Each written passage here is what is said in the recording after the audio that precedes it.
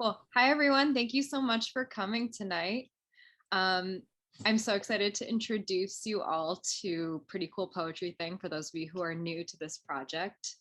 My name is Rochelle Tormino. I'm the editor-in-chief of Peach Mag. I'm joined tonight by many other folks on the Peach Mag team, including Jakob Maier, and my co-host tonight, the editor-in-chief of Pretty Cool Poetry Thing, Dan Dusky-McKeon.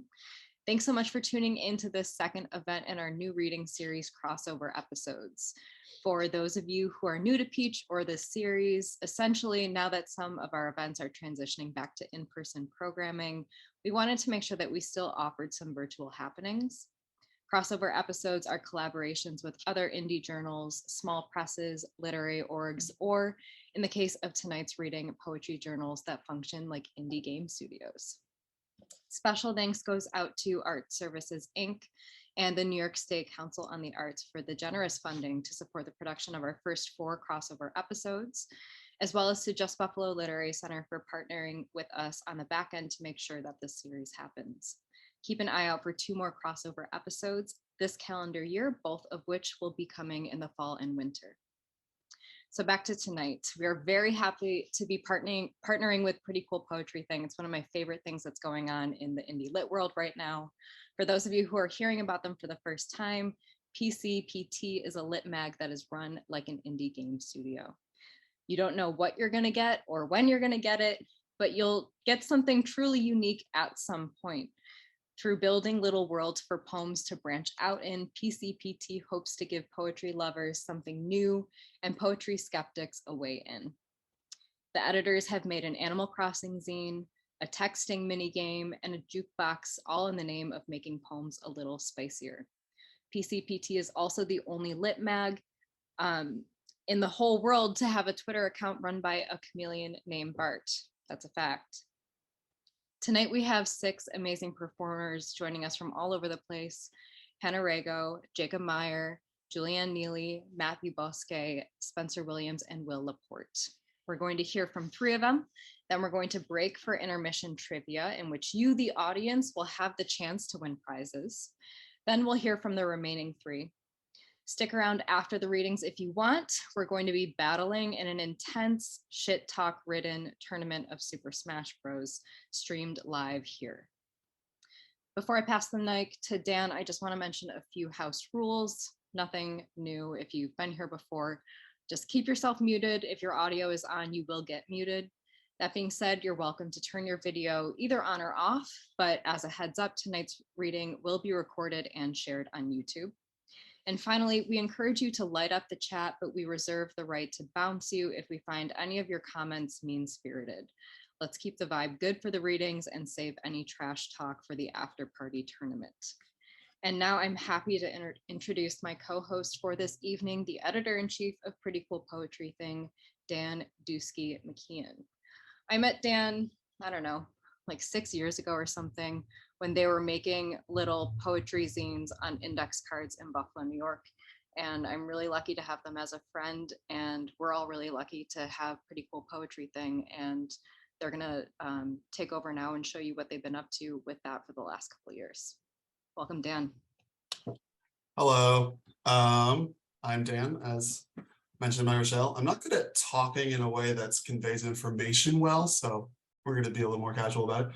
Yeah, we run a Pretty Cool Poetry Thing that started as like a zine. It started exclusively as zines in the mail and then switched to exclusively not doing print. So it kind of completely changed, I guess, premise at a point. But the vibe's always been to make poetry kind of a little more goofy, a little more fun, while still actually like respecting the art form. I'm just gonna quickly share the Animal Crossing zine just for an example, since this seems to be sort of a nerdy crowd, which is great.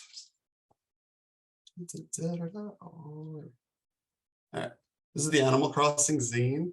So basically it's just a website you can go to. It's acz.cool if you ever want to check it out. We have Bart talk. We click here. There's little, they do the little like thing as it's talking, but I didn't want to like overwhelm the sound. But basically he does his little thing. He has a fun time. And eventually, yeah, so like you could, see the list. Check out Rochelle's poem, and then he reads his little introduction about Rochelle. So basically, we have fun with it. We try to make each sort of poem that we do make have its own little, basically be its own little game, which I think is delightful. And yeah, now we're trying to make you all watch us play Smash Bros at the end of this. So I'm looking forward to it. It's going to be a fun time, and Peach is going down. Damn, I'm really disappointed that you didn't go into my poem because the title of it, I think Will would recognize. It's called Owned. Woo! All right, let's get started. I'm really happy to introduce the first reader tonight. Apart from being a really talented writer and the managing editor of Peach Mag, Jakob Maier was also the first poet on the cover of GQ. Welcome, Jakob. Thank you. Thank you. That's very true. I was the first poet on the cover of GQ. That stands for Gentleman's Quarterly. It's a magazine owned by Condé Nast, I believe. And I was the first poet ever on the cover. It's true. You can look it up. And I encourage you to do so. Thanks to Rochelle and Dusky for organizing this. I have been the managing editor at Peach for how many years now? 2, 3 years, for a few years, 3 years. And it's been an absolutely wonderful time for me because I've been able to help publish so many people's poems. However, I also, write some poems of my own. And Dusky and the whole, team at PCPT released one of them earlier, about a year or so ago, July 2021, I believe. And I'm going to be reading that for you now. Like all of their poems on the website, it's a fun little game. So I'm going to share my screen here.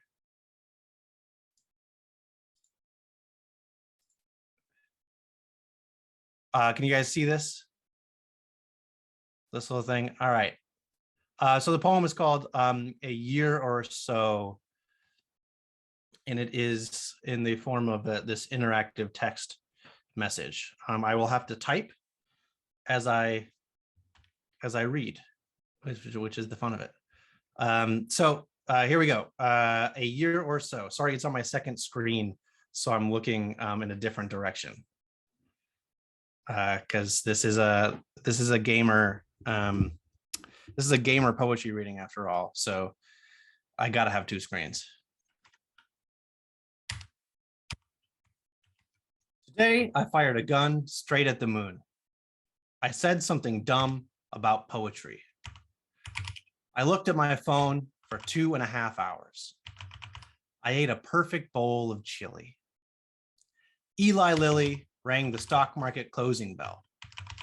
I narrowly missed a deer on the interstate. I worked all 3 of my jobs. I paid rent on a Best Buy credit card. And send.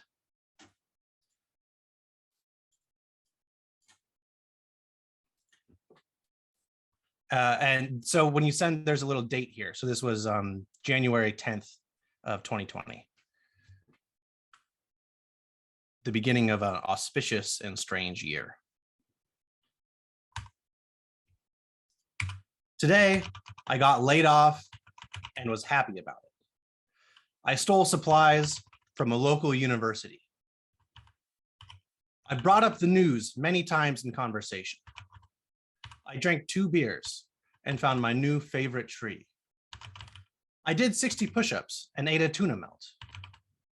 I dropped a lava lamp in the middle of the street. I have so many friends at the click of a mouse. I said goodnight to the screen. And send. March 15th, 2020. Today, I adopted a cat out of boredom. I worked both jobs remotely.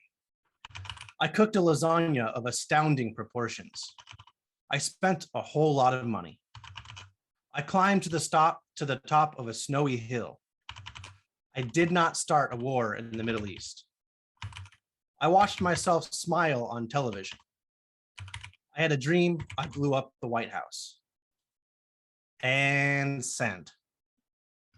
It's March 20th. Today, I touched 4 different animals.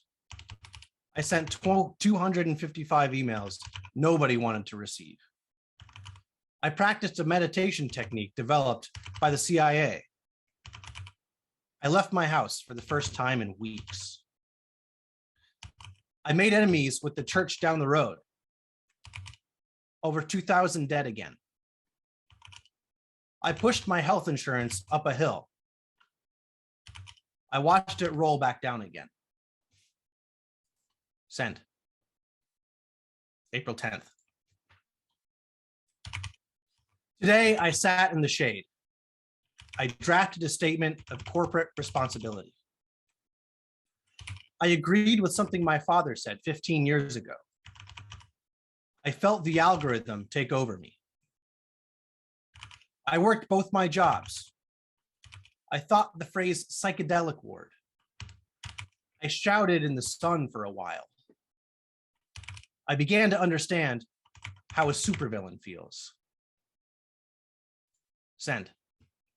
It's June 6th, 2 days after my birthday. Today, I woke up next to a beautiful woman. I drew a card labeled Meadow.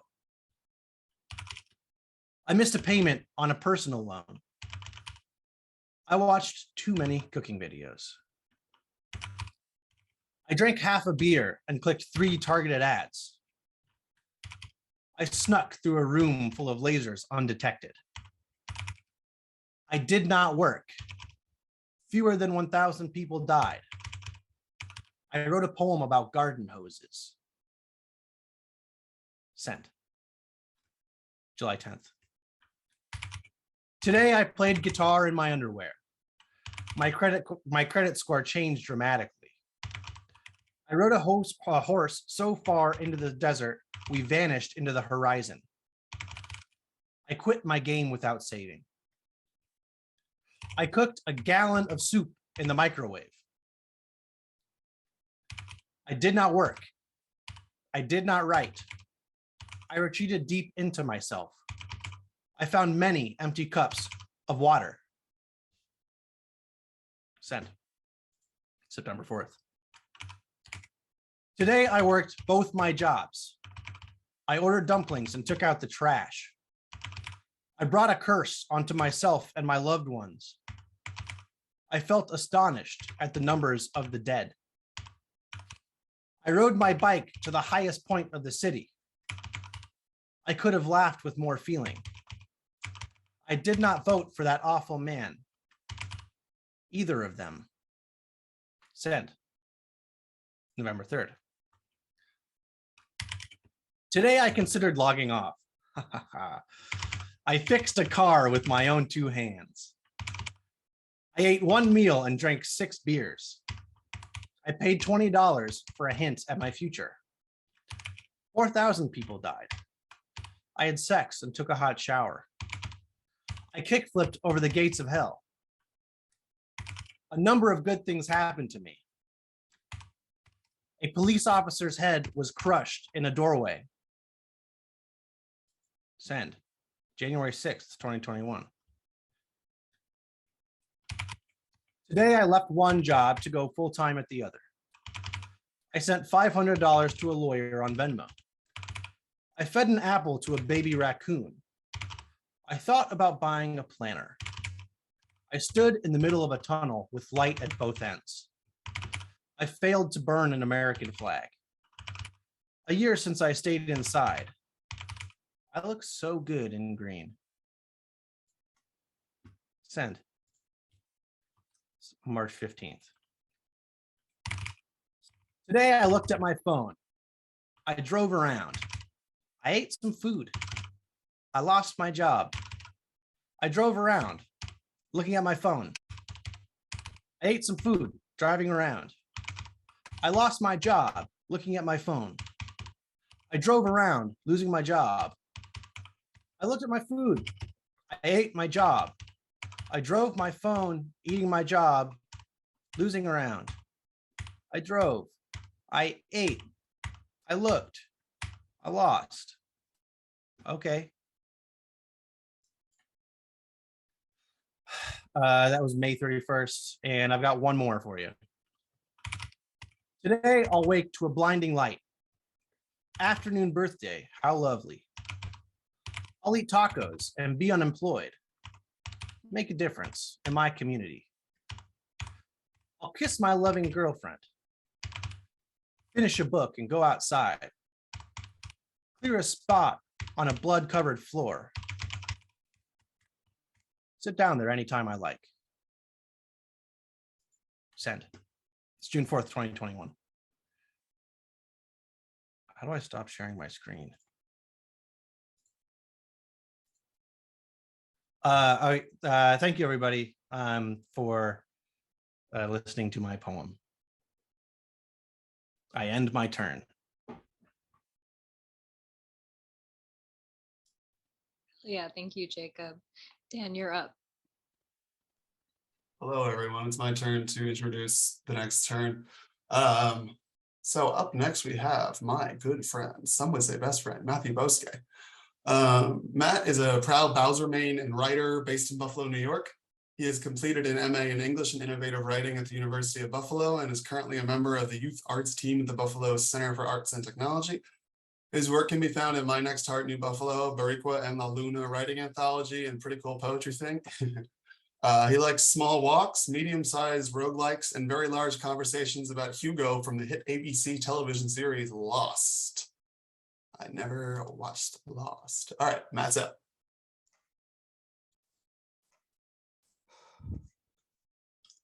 Letters to a closed mouth. 1.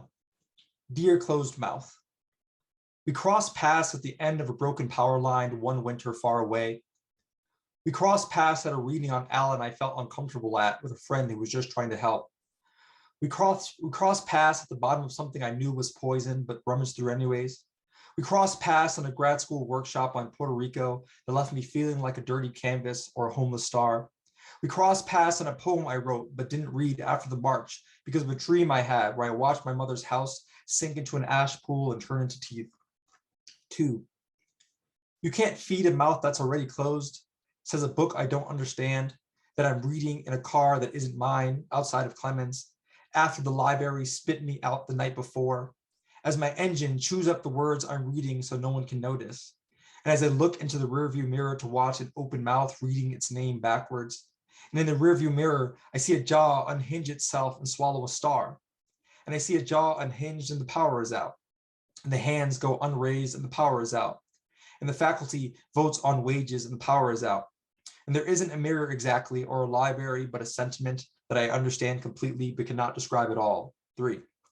The past is a mirage, in the sense that here is only forward and only the next thing, and only the poems I'm afraid of, and only the electives left, and only the lost caravan of words and pictures, and only the harsh winter, and only the star. The stars with the light that lingers like death does. Light you know and understand, in the way that you know it is only here after leaving something dead behind before its long journey. 4. Moving forward. Firstly, give up 3 of your senses and take all of your steps backwards. Secondly, cook your poem into a pie to share with your old friends before class starts and the disconnect sets in. Next, hold the unfinished parts of your thesis until it is gone completely. Make it a ceremony or a blood rite. Fold and fold until you realize that never in your life have you wanted to do something that matters. When you finish folding, take a break. Then take your poems and hide them in a pile of eviction notices. Write resignation on the front page, the page that notifies your neighbors that the lights will not be back on until at least Sunday. When this is done, knead the resignation around your poem like a cocoon until you no longer see the art coming out of the sides. Then head to the main office you now work at and nervously hand the resignation over to Wendy. Wendy will then hand the cocoon over to a faculty member, who will then hand it over to someone else, who will then hand it over to someone else, who will then in turn hand it over to the person with the authority to finally shoot the resignation into the sun. Lastly, when all else fails, you have nothing left become frustrated with art. The way it sits on your shoulder, the way it talks to your friends when you're not looking, call art bad names and argue about it on campus, break it into pieces in the student union and leave a trail to the Starbucks out front. Starve the art, leave it alone until it wants you back, drown it in new clothes until it makes sense to white people, rename it policy or the right thing to do or sound judgment until you make enough money to hide it away forever. 5, there is a ghost among us. He sits on the stoop and watches as you stare down into the water. You dip the sand in your palm in to make it clean. You turn to offer the sand as penance to the city, but the city is dark. The city is nothing but shadows. And the ghost digs its knuckle into your forehead and says, shadows are nothing but the rubble of forgotten lights, nothing but the moments you are sure you once remembered but no longer do. And you feel yourself walking backwards into the deep ocean without a way to swim back. Thank you.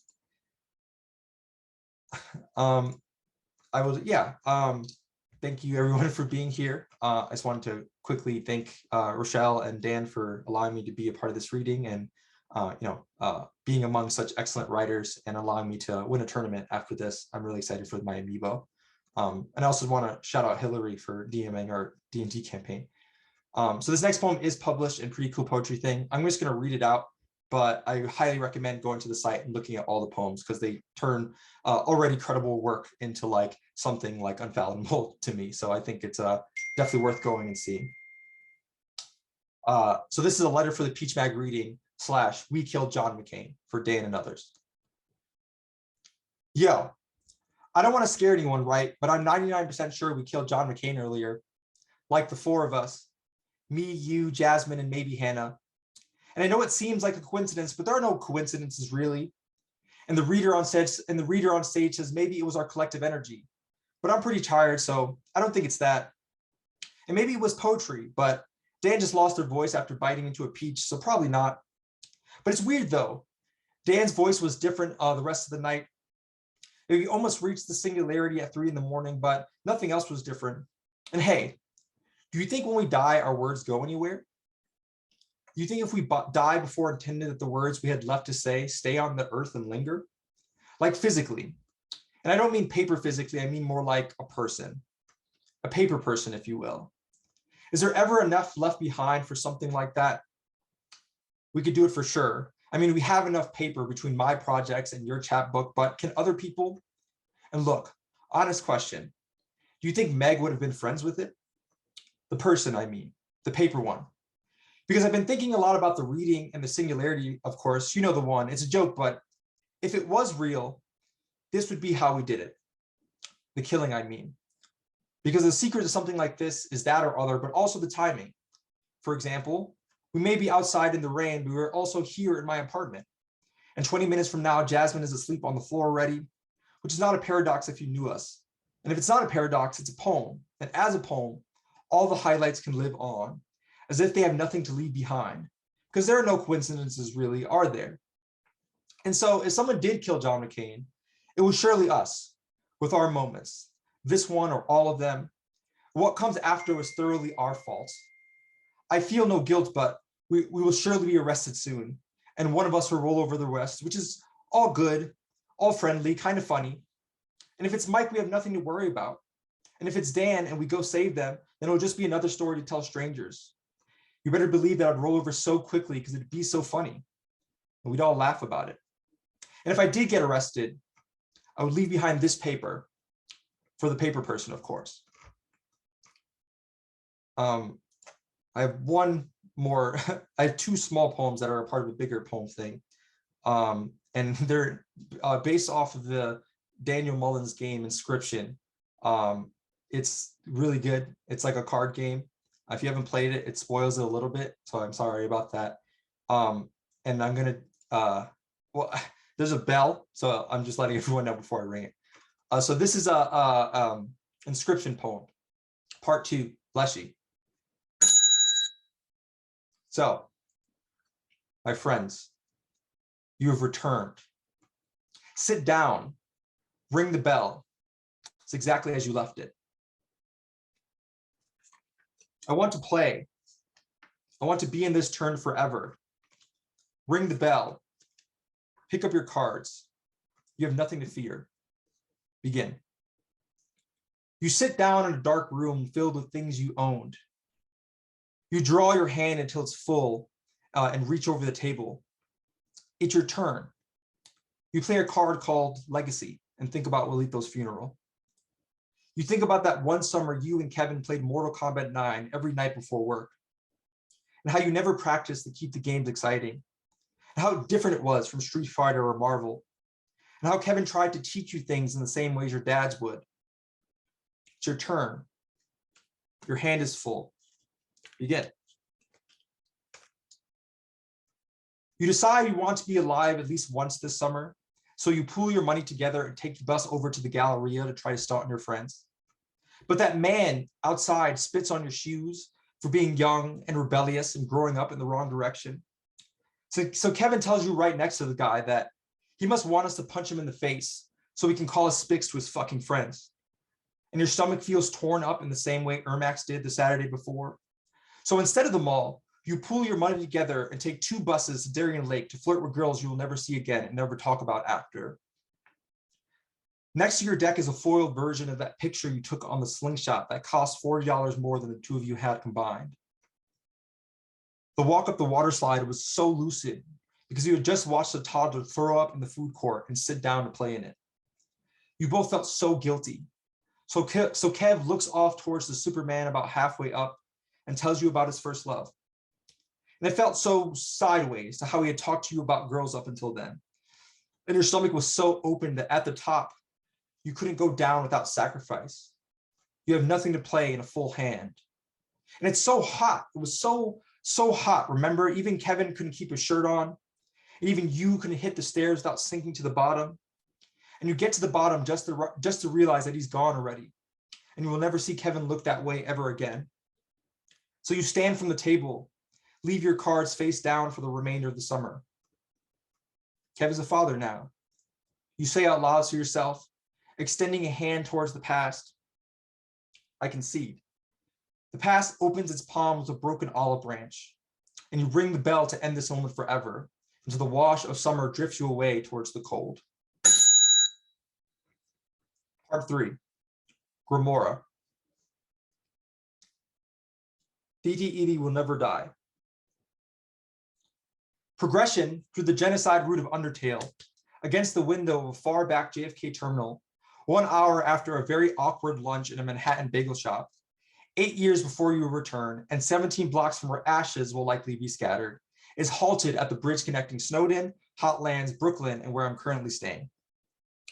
The monster kid, who presumably does not know better, leads me towards Asgore's castle, where my brother, who presumably does not know better, suggests we sit 1 row behind our sisters, to leave room for their unwelcoming, and to open the door to shed tears privately. Undyne, through determination, blocks the path towards the funeral with her body.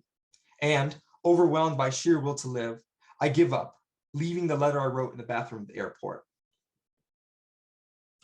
Bebe was killed, and it doesn't matter how. Solaire, true hero of Astoria, determined by light, follows you down to the bottom of the commons in search of a mask. He will find down there, at the bottom of the bed, not sunlight, but Adham, an old friend returning to school 1 week later, with a new air about him, as if he had figured out something back home I wouldn't understand. It was surely him, even with the bulb, even at a slow march towards our last lunch for a while, where it was too late to care for each other now, and we're leaving Isolith before the boss and after coffee, meant rocking around the outside of campus for the last time before going to bed. Theo Jr. did not deserve what happened at his funeral. Not until about 10 hours into Spiritfarer do you share the first of several moments with your closest friends on a rainy morning at the far back booth of Amy's place. And it is known that the other side, full of new and peace, was not harrowing, not an undoing of old memories or the sad, and yet a great calm falls over you. And you hug Gwen moments before, and it feels warm and cold, and you feel cold. The inside is cold, so you don't tell stories, you don't share memories, but sit in your car without texting them back before getting out and walking home. Dad never says the name he lost to the 80s. There's a moment in Metal Gear after the player, by choice and action, ends the boss's life, where it is just you alone in a white field with just your feelings about the things you've done. And the feeling is there in a way you recognize, alone and without, and only during long drives or empty aisles at the grocery store, or only after a long movie and the quiet moments of the theater settling. And that feeling is so deep, so embedded, and you can't tear it out. You can't move away without giving up on having moments. So in the end, it is just you there, alone, standing over a dead body. Thank you. And that's it.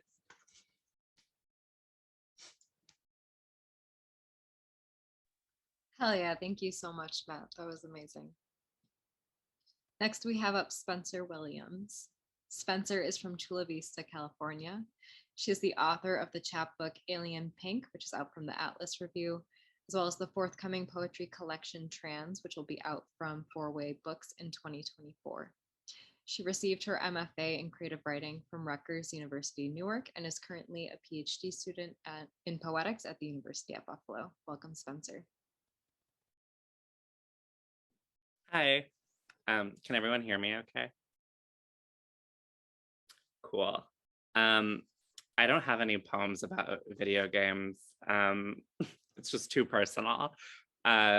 Gaming is something that can just be so personal. So instead, I'm gonna just read other poems. This first one is called Sex Dream About Jesus. I'm pissed because I love the man, and this is the same as being reminded the world is a disintegrating mess of oil and balding overlords, trees with red centers cut into books with terrible politics. So when I kill the vibe he's on, it's a fashion I can afford. I'm not the kind of girl who cares about dirty laundry. I'm not some final girl with a death wish and a septum ring. I want the man who cares about wanting. I want the man that doesn't make me boil with indifference. He was there, and so I loved him. Embarrassing, no? I want the man to wrestle my misfortune of having been born, to tame it and make me call him daddy. I want sex like a cis girl on coke wants water. I drink soda at midnight just to sit up with him for longer. I'm foolish for wanting what is commonly sinister. A podcast is the same thing as a threat, especially when he talks about it.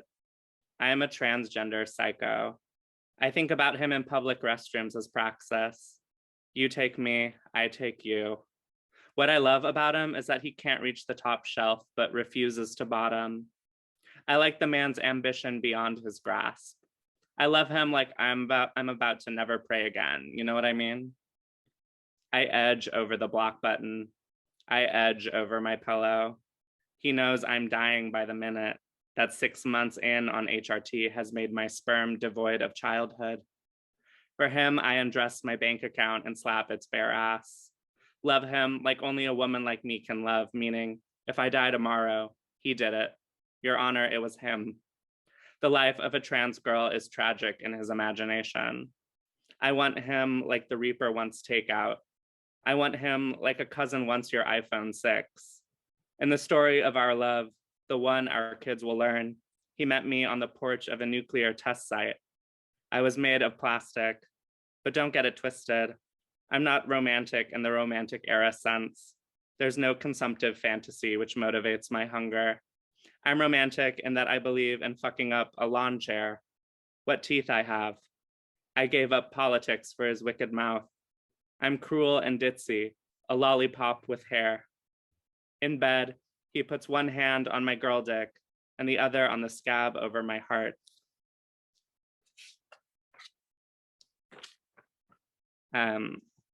This next poem is just titled Poem About Adrian Rich.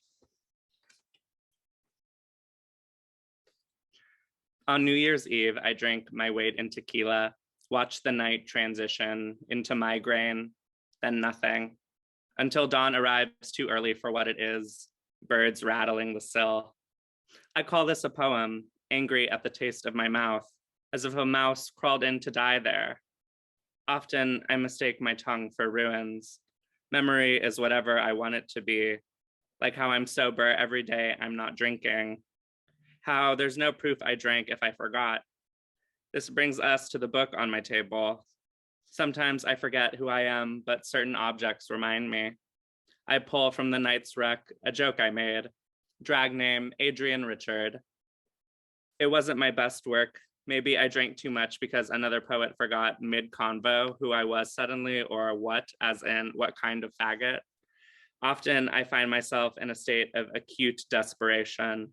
I'll read yet another epigraph, another, and wonder what it's worth to ruin a party. Tell me, I want to beg in my brain where all my begging works, how her poems speak to you. So I can tell you the name of a sister who is not here to sister anymore. Often I think about what else is commonly forgotten.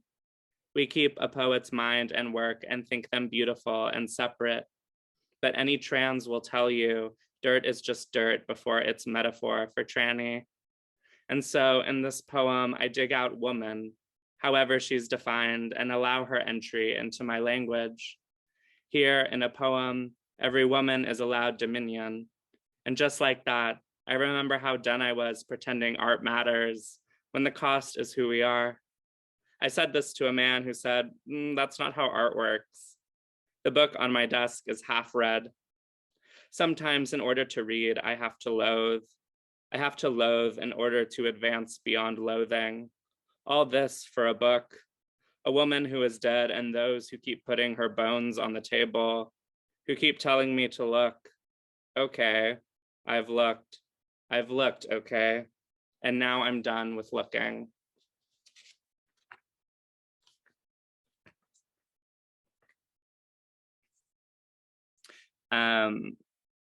This one is just called Trans with a Z at the end.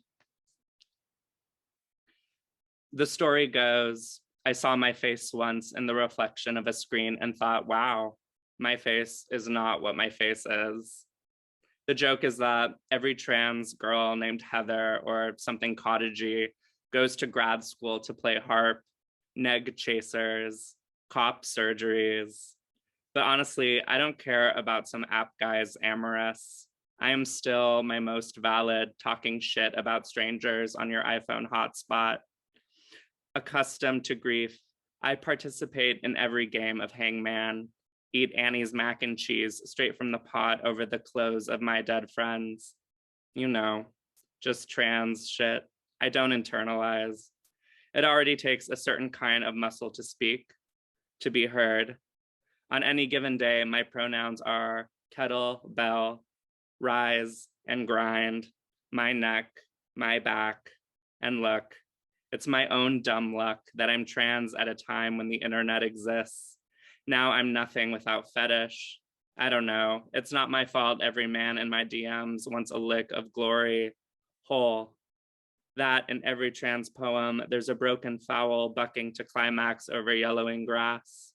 A horse bleeding out upon the daisies, the blurry dick pic of a mare. In the economy of trans, a poem is the same thing as a handout, and each horse is obviously the fag I write off on.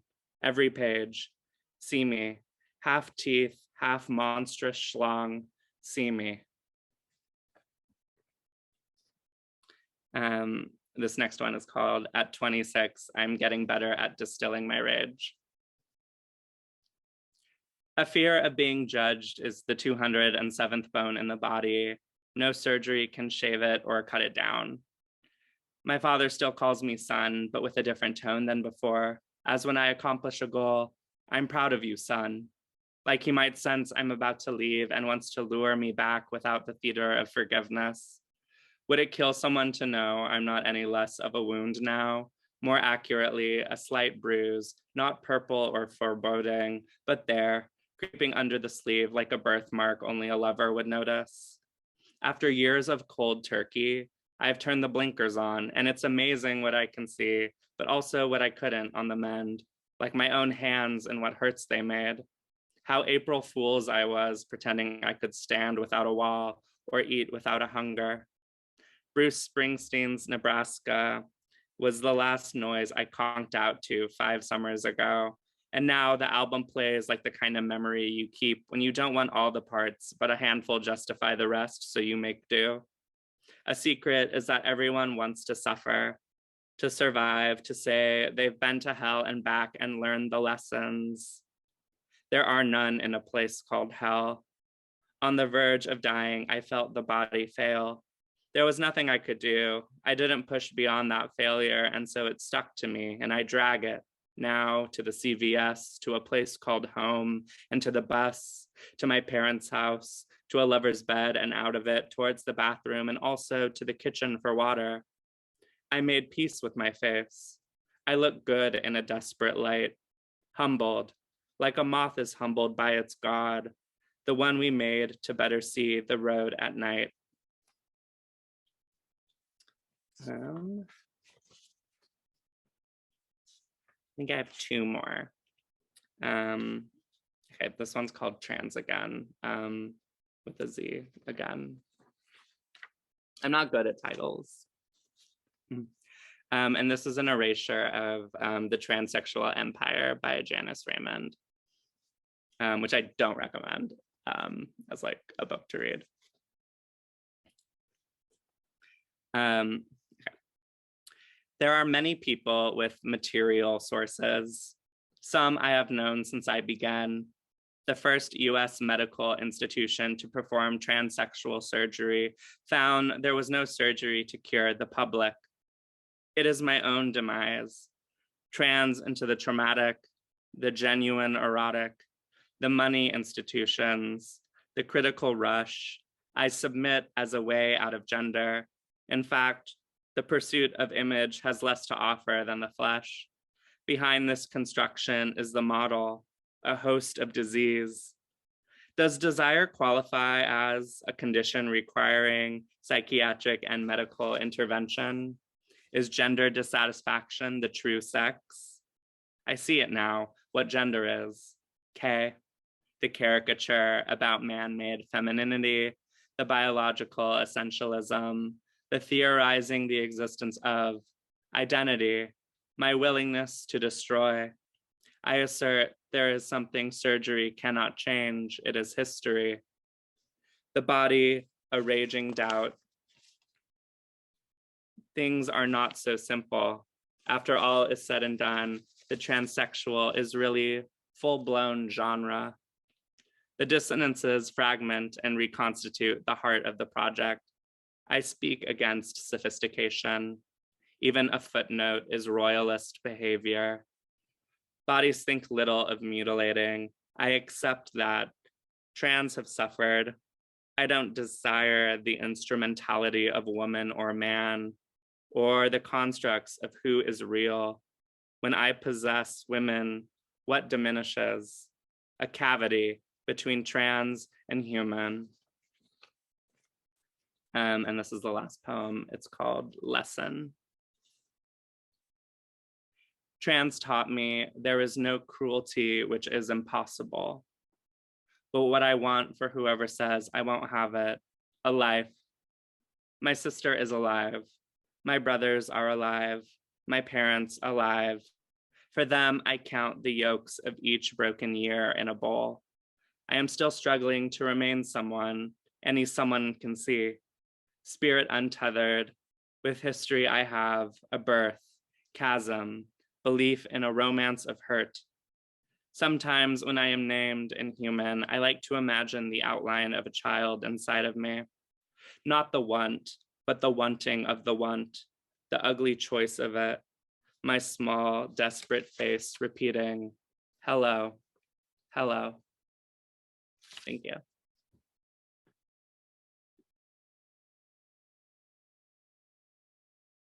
Thank you, Spencer. We now have some chaotic intermission. Dan, I believe you are going to be sharing your screen for this. I believe I am. Hell If yeah. I can remember where every tab I have open is. Got him. Okay. Cool. So we're gonna do a trivia show based on the poets. Anticipation is growing. How's it looking? Cool, cool, cool. It opened on the wrong screen. That's great. All right. So, am I going through the rules, or are you gonna go through the rules? I'll go through the rules. Okay. So we put together this chaotic intermission trivia just to break up the readings a little bit and to offer you guys the chance to win some prizes if that's something you want to do. So here are the rules. We're going to show a slide with a question on it. The first 3 people in the chat to respond with the correct answer get a point. Sometimes there are going to be bonus points. Readers and performers cannot play or complain. Julia, I see you in the chat. There are 10 questions total, not including bonus questions, which are sub questions of questions on the same slide though. And then the 2 people at the end who have the most points win a prize.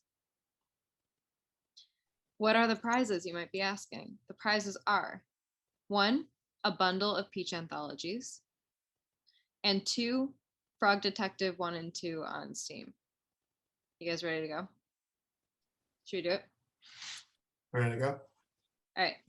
One person in the chat say ready to go. There we go. Okay, thank you. All right, let's do this. All right. Question 1. Which reader's smash main is their own me?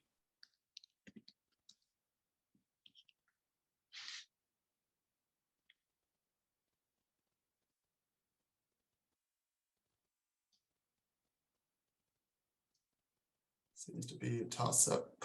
All right. I think we've got enough right answers though. John gets a point. Tim Carter gets a point, and then Tim exclamation point. It's Julie. Question 2. Which reader's favorite Animal Crossing villager is themselves?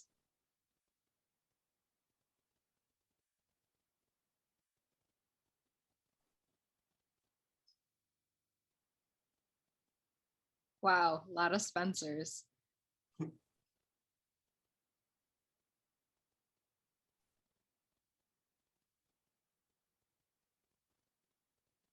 Should we do a countdown? Or are we...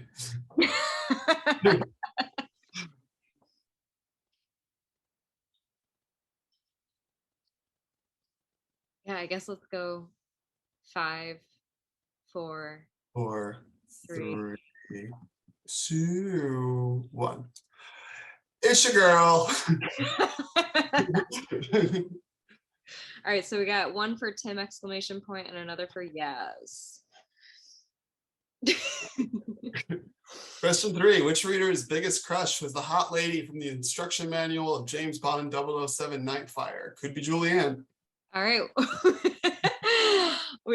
Everyone knows it. It's Jakob. So we got 2 for John. She was such a babe. I tried to find a picture to put in the slide, but I didn't look that hard, but also I couldn't find one. Okay, I've got it locked away in here. Yeah, you paint us a word picture. Question 4, and this one's got bonus points. Which Pokemon was the most popular starter among the readers? And you can also guess who chose them.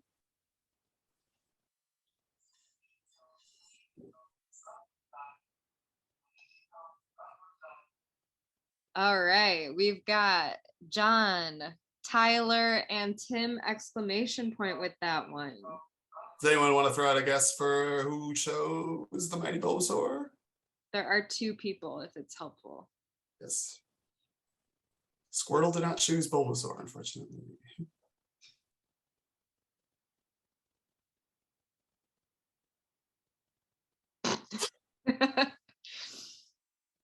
You're ruining the game, Julia.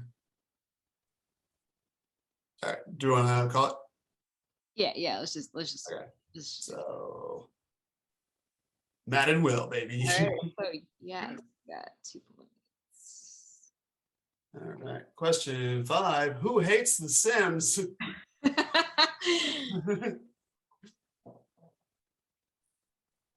about you, Aiden.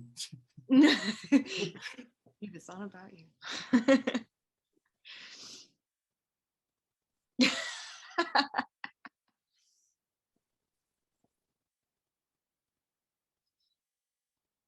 And we go 5, 4, 3, 2, 1. 0. Spencer. Did anyone get any points for that or no? Oh no, not a single point. Tisk. This one I had a hard time. Oh no, sorry, it's not the right. Which reader writes poems because they are not charismatic enough to be a Twitch streamer? And they said this. We didn't say this. I wouldn't dunk on someone like this. Not publicly.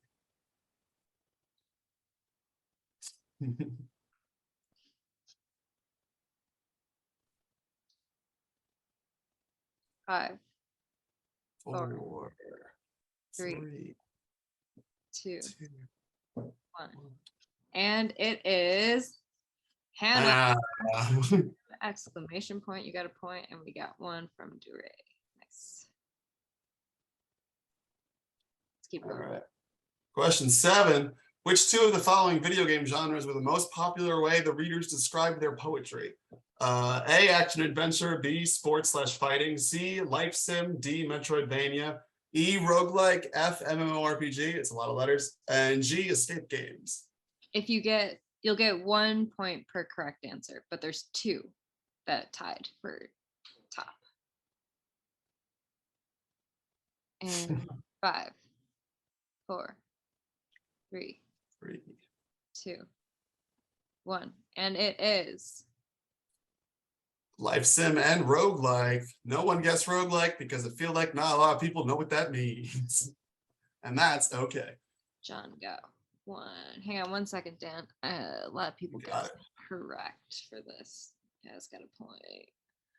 Aiden did not get a point. I'm sorry. I don't know what do you want me to do?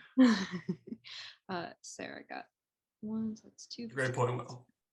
2 for Dure. Actually, Will, this is a very linear quiz. I think this is fundamentally against the definition of a roguelike, but it's okay. Go ahead and vote. All right, and Tim exclamation got 1. Oh, Aiden, you did get 1. Okay. 1 for Aiden. All right, let's keep going. Oh yeah. All right. Question 8. Which reader's biggest crush was Edelgard from Fire Emblem 3 Houses? 5, 4. Oh my God. All right, so it's Colton, John, and Sarah. I forgot that that's how we were doing it, and so not everyone in the last round should have gotten a point, but we can't go back now. So We have fun here, yeah, we have fun. We have fun. Sarah and yeah. I forgot I wrote that. Colton.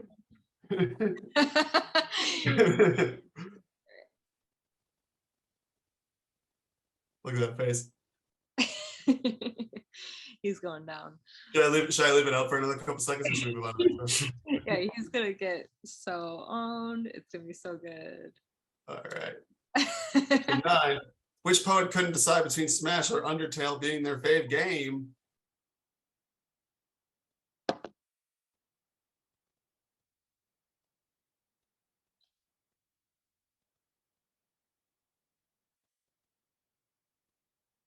I don't remember who it was. I do. It's Bosque. There we go. So Sarah, John, and Tim. Wait, which Tim? Carter. Well, Colton did say not Will, so I guess Oh, John is killing he really wants Frog Detective. it. Question 10. Who quoted Frank O'Hara while talking about how their experience with poetry relates to their experience with video games?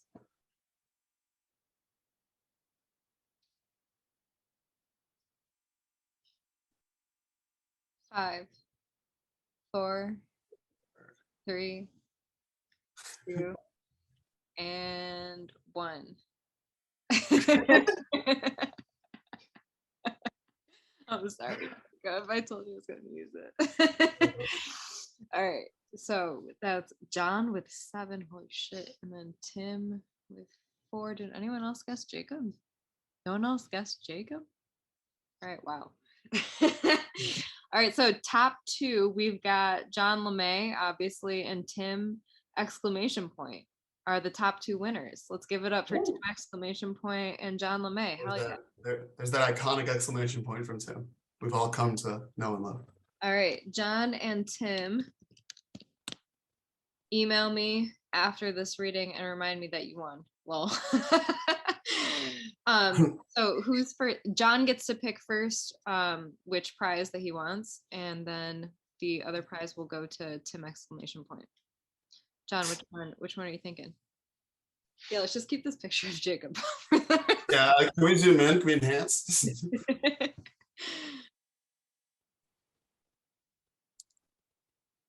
All right. Why don't John and Tim will connect over the prizes. We'll connect later. Okay. All right, hell yeah. Thank you guys for playing. That was fun. Let's keep it going though. Thank you also, Captioner. We appreciate you. Thanks for being here. All right. Next up, we've got my girl, Julianne Neely. Julianne received her MFA degree from the Iowa Writers Workshop, where she received the Truman Capote Fellowship, the 2017 John Logan Poetry Prize, and a Shoops Fellowship for Poetry. She is currently a poetics PhD student and an English department fellow at the University at Buffalo. Her writing has been published in Hyperallergic, Vita, The Poetry Project, The Rumpus, The Iowa Review, and others. And she has 3 chapbooks out, one with Slope Editions, another with Garden Door Press, and a third with Foundlands Press. Welcome, Julianne.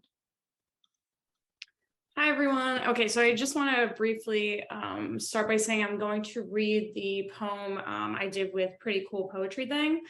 So this poem is sort of born out of the fact that I was taking this PhD seminar about everyday poetics. Shout out to Sarah Scroll in the room who was in that class with me. And she could tell you it was just like the biggest slog, and it was about the theory of the everyday combined with poetry. And like, I was just by the end of it, like so sick of reading about the everyday lives of men in poetry. Like, there's just no women on the syllabus at all. It was just awful. And so I came to Dan with this idea and of like sort of building this like everyday like calendar that grows and grows every day.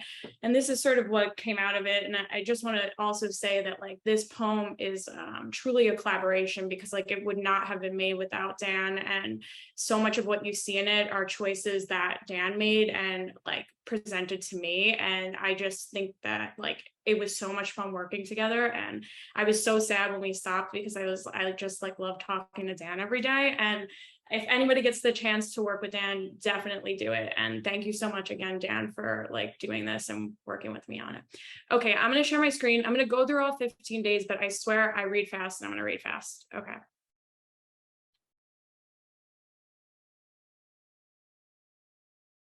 Okay, can you see it? Yeah, okay. Okay, so this is called New Theories of the Everyday. I wake, I love, I poetry, I watch, I run, I eat, I hydrate, I cry, I look, I leave.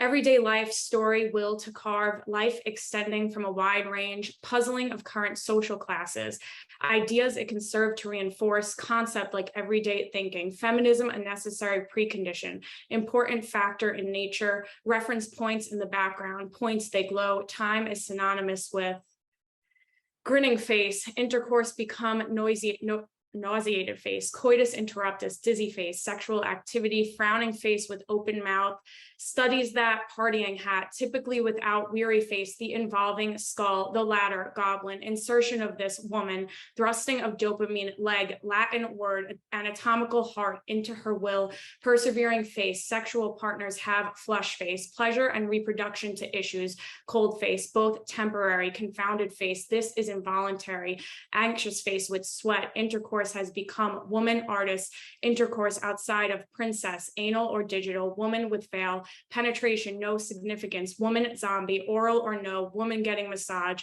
penetration is commonly woman standing, mouth and a face in clouds, oral sex, other speaking head, penetration might be a kiss, fingering or sexual, woman in steamy room, sexual addiction to, woman dancing, penetration is not rolling on the floor laughing, fingers or sexual, face with tongue, penetration or or coitus, zipper mouth face, especially a divorce, unamused face, strap on differences, hot face, these crimes, sleepy face, these areas, lying face, inactivities but in astonished face, involve physical attractiveness, sad but relieved face, physical intimacy and breastfeeding, intimacy between penetration, woman supervillain, between states in woman running more closely matched, couple with heart, individuals who died, bust in silhouette, usually practice less, woman's clothes used to engage, safety vest, among singles that, people hugging, humans the heart, raised back of hand, solely for annulment, love you gesture, physical intimacy and robot, emotional bond and angry face with horns, pleasure this form, yawning face, contribute to stimulate, face with symbols on mouth, human right in disguise face, bonding in various pensive face. There were estimated woman kneeling, different words such family, views or recommendations, footprints, what happens inside dress, constitutes sexual encounters, yarn, sexual function, orgasm, thread, intercourse, which regulate woman shrugging, other regulations or woman bowing, sexual behavior, adultery, woman face palming, activities such marriages, woman gesturing, okay, which includes restrictions, old woman, impact, charging, and bone, sexual orientation should, selfie, healthcare, and thumbs up, although there are thumbs down, sexual dissatisfaction due, smiling face with horns, intercourse, many couples face with steam from nose, particularly if a exploding head, variant coitus or drooling face, coitus interrupts their necktie, generally means the woman's boot, denotes penetrative oral drop of blood, penetration, no actual face with spiral eyes, creating offspring it, face exhaling, offspring at harm, clutch bag, also largely based neutral face, commonly one freedom, worried face, there is just so much danger. Day 3 is the same poem, but with the emojis, so I won't read that. 4. Hello, how are you, winter? Theory of a space to be defined, malleable system, goodbye, and defined space, a. 5, what future for textiles, what future for fragmentary imperatives, what future for repetition, what future for us, what future for exploration, what future for holsters, what future for virus, what future for poetry, what future for poets, what future for transcendental reflection, what future for sex, what future for empirical deduction, what future for origins, what future for cold, what future for love, what future for depravity, what future. Day 6, a means without end, the art of creative thinking, static noise, visual registers, the problem with seers, they are a lot like poets. Day 7, a woman walks into a room, she sees a window, she sees what she sees, violence in a winter evening, raise your hand if you are exhausted to the point where snow looks like snow and you don't even carry pepper spray on walks at night anymore. Who cares? Take my bones and watch me socially, capitally, metaphorically, no guts in as each moment lessens the body a little. Day 8, coarse gender hierarchy is time, conversely, the aforementioned realms of ideology. 2, to endow it contains epiphonic moments. 3, studies by pretending that most parts of practical knowledge is problematic. 4, everyday science war. 5, affairs of routinization may not afford any automatic life. 6, wow, the sunset is amazing tonight, like a fucked up palette. 7, reverential respect and women and the self-undermining multiplicity of our description. 8, take this as a sign of permanent flux and habit. Day 9, shuffle self-portrait as genetic changes, ionizing, it smells of sulfur, a joint, clicks radiation, what tried to kill you before may very well be what kills you now, molding your body into clay, tethered to the contagious, a blur against the backdrop. When friction finally drags you to turn around, repeat, skimming erotic, captivated yet longing sense of measure more, words not able to be verbalized, beats of substance, left me sad and cold, cathartic, left me sad and cold and without song. Day 10, I fear I am lost in translation, as though a ghost resides, quantitatively searching for a way to move beyond the skeletal. Women cross themselves, heaving, relying on each other to create perfection, arms outstretched, feel a break coming on, it's not good, the shoving, my lying form, tell me what you're after, the self in Freudian territory, I can't feel my life in my throat anymore.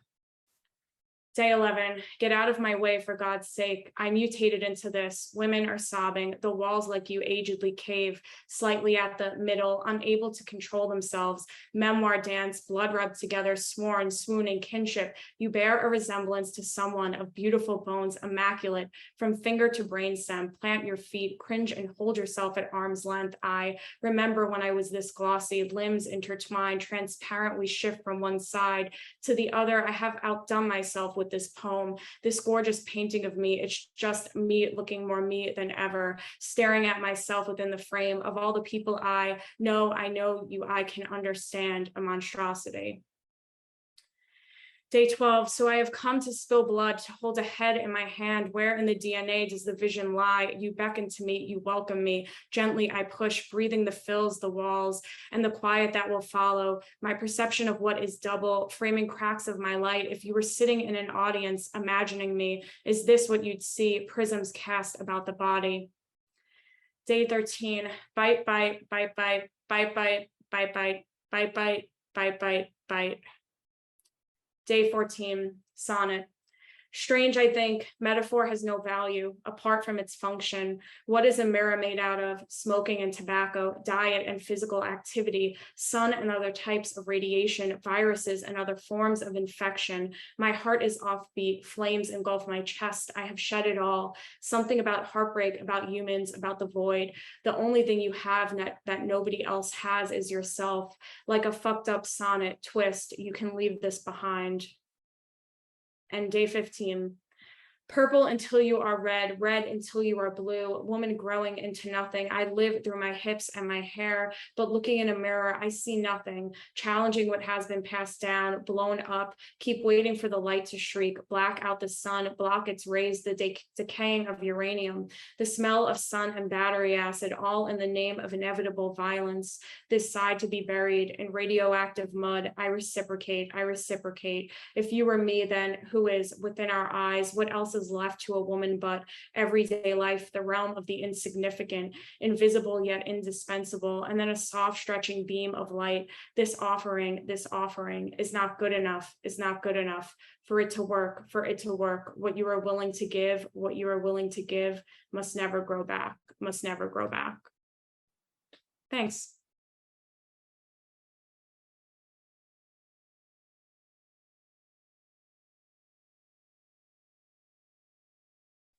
Dan, you're up.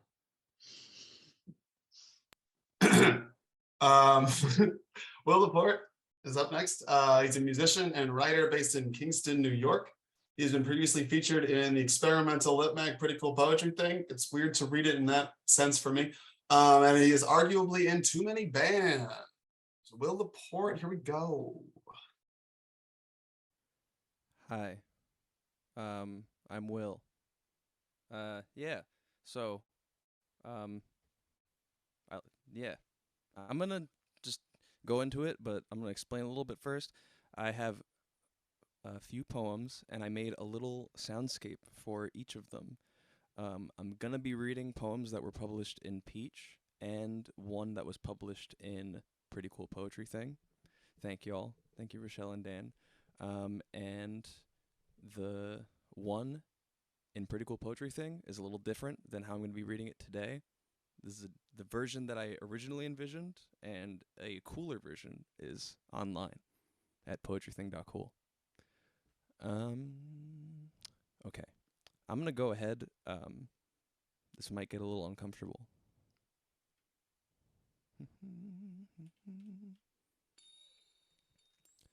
This poem's called In Trouble.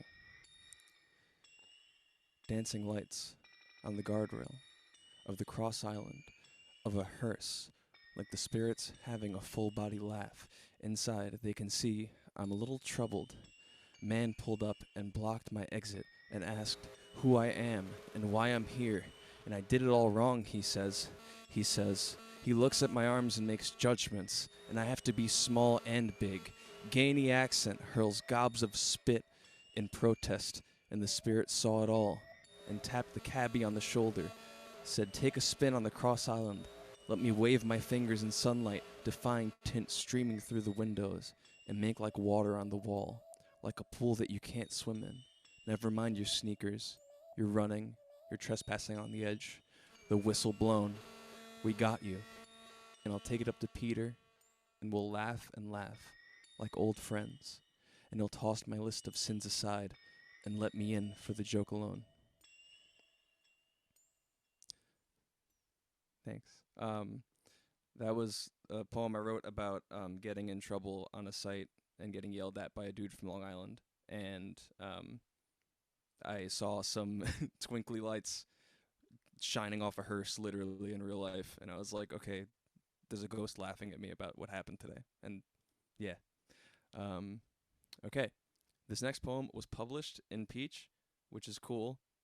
It's about a time I was with one of my many bands alluded to earlier in a donut shop, and I had a weird conversation with the owner. Yeah. Okay. It's called I Don't Care If You Do Drugs. A donut shop. A nice, middle-aged man. And that glazed look I've heard some come back with, but never discuss. What do your tattoos mean? Strong arms covered, up and down. Everyone in town says he helped with the troop withdrawal. High ranking in the service. This place has great reviews. And asks about our band. My sister dated the guy from Tool. I don't care if you do drugs. I don't care if you do drugs. I don't care if you do drugs. And says it a third time. I don't care if you do drugs. He tells me guy from Tool had a tab of acid on his tongue at dinner. Plays his sister's music. It's progressive metal. I see how she dated a guy from Tool. Tells my band to link up. Hands me his donut card. What did you do before doing donuts? Here's your iced chai. That's the Americano. Here's my cinnamon sugar. Tell me when she's in town. You could do great things together. Thank you. Okay. One time I was sitting in a plaza and there were a bunch of security guards looking at me funny because I was on site that day too and looked like a scary man, I guess. And I wrote about it. Yeah. Okay. This poem's called Dart. Speaks quiet, gestures vague, lips move, snarl, point at me, what, fucker, be brave, speaks quietly, dart, dart, dart, slop on my table. I'm looking at you, why wouldn't I at this point? Has large men at my sides, double bull, speaks quietly, mouth moves. Don't talk to your shoulder, talk to me, be brave, fucker. I sit, I eat, I stare at everyone. All you now, my eyes make ton 80, and it's heavy out here. Fucking come at me, fucker. Whisper in my ear, fingers take my shoulder, flung, but I can take you once my teeth are plucked from the pavement.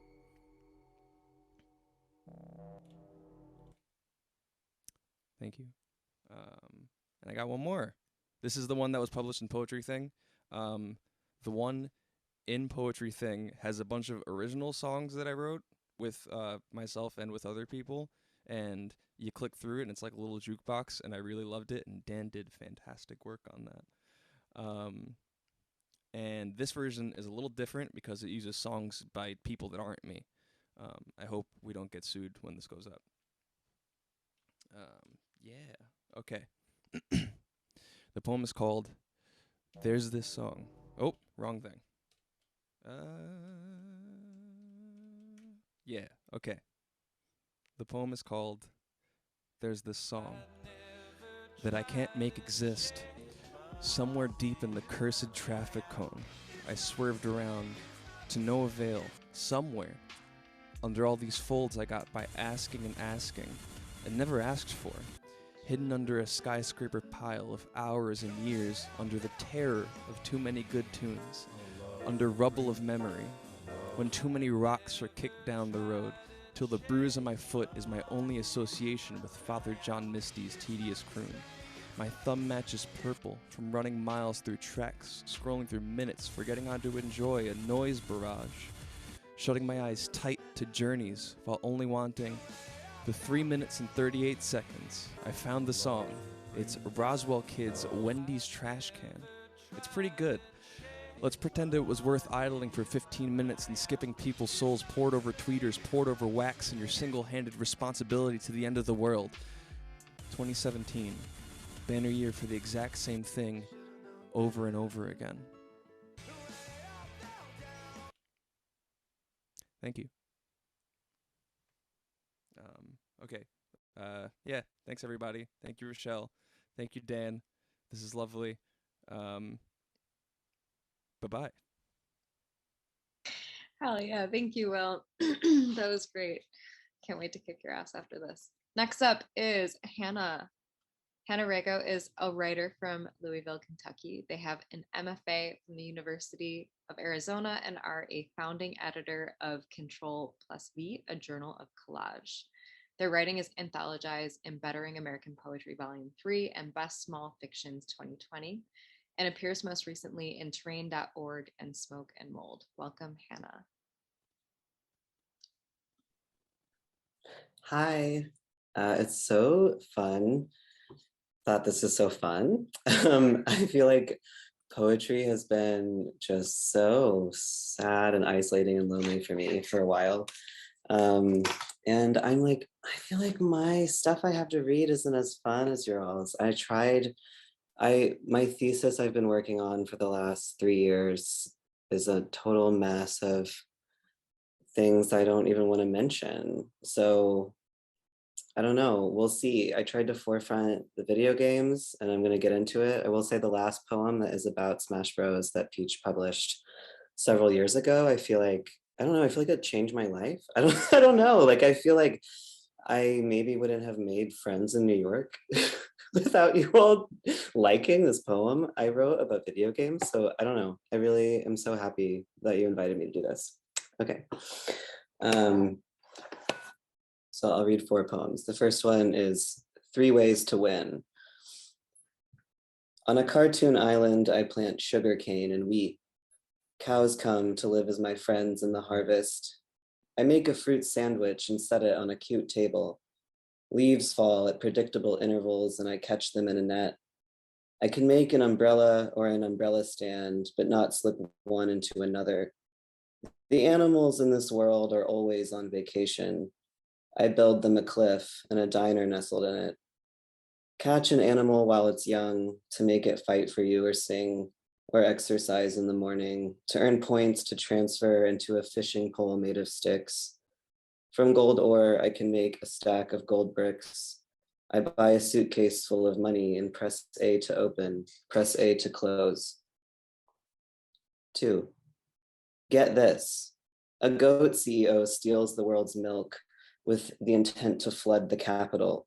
He shuts down dairy production, of course, because he is hell-bent on creating his own global empire. The cow CEO kidnapped, the only clue, some feta cheese. Petrol or coal, salt or diamonds. Of course, a goat wouldn't destroy the grasses. We eat. Of course, a goat eats and sells anything. No butter on toast, no ice cream, no cheddar cheese, and nothing but dry cereal. Nothing can stop me now.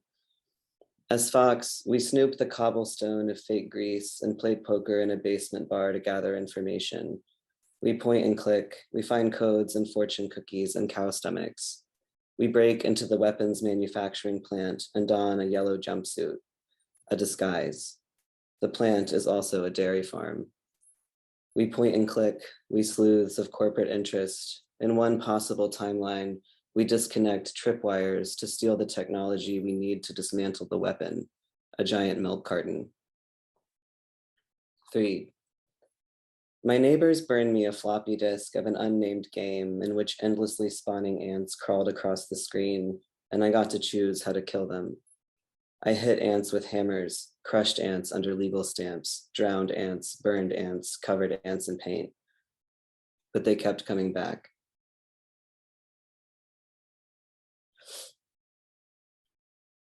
The never. The dinosaurs and their friends met up beneath the heat, beneath an atmosphere sudden and suddenly ending. Their blood boiled across the world. Or they blinked ultimately, their final knowing a hail of glass pressurized in space, falling back to Earth in a shimmery violence. But the meteor didn't obliterate everything. What's death? New chances upon new chances, new possibilities of survival, new ways of dying, a new origin. Did I think the Land Before Time franchise depicted 200 million year old ecosystems accurately? I won't replace any image with another. I displace imagination. The always. In the museum, viewing the casts of bones kept somewhere else, I know. As the birds choked out by wild smoke drop, exhausted or starving, out of the sky all across the Southwest, I know. As there is no way to arrange the truth that does not involve leaping, I know. As power is the worst technology, not natural, though inherited, not the violence of life, but its corruption, I know. Being caught in the invention of history, I know. I know we could die different. I know we didn't will ourselves into personhood. We happen into it. I know whatever life needs emerges from whatever is left. Humans moved around the world for 2 million years without colonizing anything. I know this too. I know we survived because we collaborated. Time unwinds through disasters, most of which are outside our control. Whatever we do, 100 million years from now, we're dead, and what we aren't is unimaginable.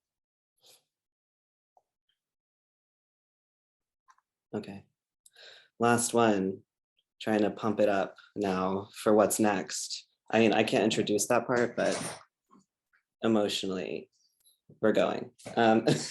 Super Smash Lovers. I've dreamt in video game maps. I've thought a screen a portal to another person's mind. Sometimes it becomes so clear that I have always loved the way I've loved. In his basement, when he changed the melee time to unlimited, I believed there'd be no end to his arm and my arm and the couch, to him throwing barrels of fire at my head. Please keep me here. Even when I walk off edge after edge, I'd rather reappear again above you. Hell yeah.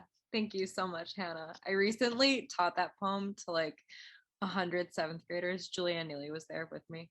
That's so amazing. People go so hard for that poem. They fucking loved it. Hell yeah.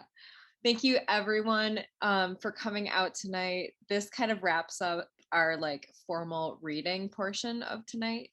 Thank you, Captioner, for being here. You don't have to stick around. Don't stick around for the after party. But thank you so much. We appreciate you being here, Captioner. Thank you to all of the readers. I cannot wait to see you all lose shortly. I say we probably take like a couple minute break, like maybe like grab some water, you'll need it, like bathroom break, etc. And then we'll come back for a Super Smash Bros. After party that Dan has somehow figured out how to stream through Zoom. I'm like 85% there, so we'll be good to go. All right, cool. Yeah. You'll be able to see combat. Who knows whether or not. Who knows, man? All right. Well, I'll be like 5 minutes probably. Hell yeah. Thank you Wait, all. how long did you say? Sorry. Let's like shoot for like, let's take like a 5-minute break. Okay. People can stick around if they want to. I'm going to stop recording, and we will see you all shortly. So yeah, thank you. You don't want like a record of your own demise on there? Or? Yeah, no, yeah. You're good? I'll record it. It's fine. It's cool. No, yeah. No, I'll have a clip. I'll have a clip show. It's fine. No doubt. No, for sure. No. No, right, yeah, no. Yeah. Okay, yeah, 5-minute break. Okay, no more riffing. Those of you who are not sticking around for the party to see Will and Dan and Matt go absolutely down. Mhm, mhm. Like Julie and Jacob too, I guess, are like somewhat PCPT, but like I'm claiming them and Spencer too for this a bit, and Hannah too. I don't know. We're gonna figure out like who wins since there's so much overlap, whether it like represents Peach or Pretty Cool Poetry thing. We'll have to figure that out. Whoever wins, it represents Peach. Yeah, I love that. We Also, have, we've published more Will poems than you have, so I'm representing myself, so. well, that's nice. I'm gonna go figure out some stuff. I'll be back. There have been so many moments tonight where I've been like completely owned and unable to defend myself, like Yeah. entirely fully. Like I'm muted. What am I supposed to do here? And now I'm coming back. I think that's beautiful. I don't know. Anyway, okay, I'm gonna pee. I'm gonna go get another beer, and who knows? Maybe we'll like gamble on this. Anyways, all right. Be back in a couple. Okay, back in a couple. Let's go. Hell yeah.